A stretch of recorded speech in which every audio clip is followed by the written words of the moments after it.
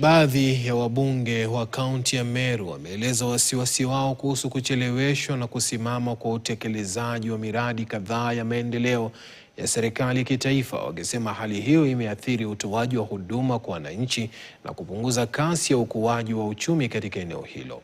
Wabunge hao walisema kuwa miradi mingi muhimu ya miundombinu na maendeleo ya umma iliyoanzishwa au kuahidiwa na serikali ya kitaifa bado haijakamilika, licha ya ahadi za mara kwa mara kwamba ingekamilishwa ndani ya muda uliopangwa.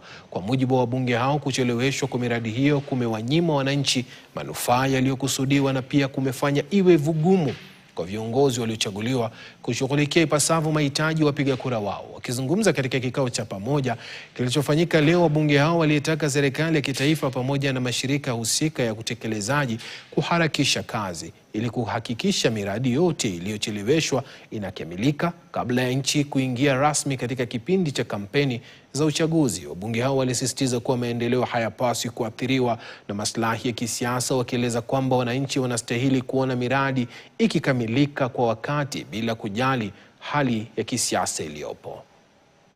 Hivi karibuni tutatangaza maneno ya siasa katika kaunti yetu ya Meru.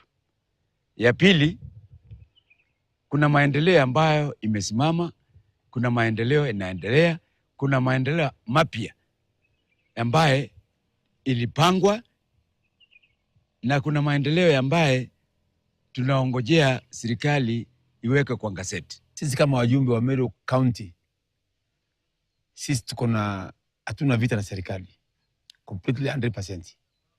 Lakini yetu ni moja, ni kusema kwamba handi ambaye ile tuliahindiwa miaka 3 iliyopita tunataka itimishwe, kwa sababu katika ground unakuta wanaenda bure. Kuna handi iliahindiwa bure inatimika, kuna handi iliahindiwa Imenti South inatimika.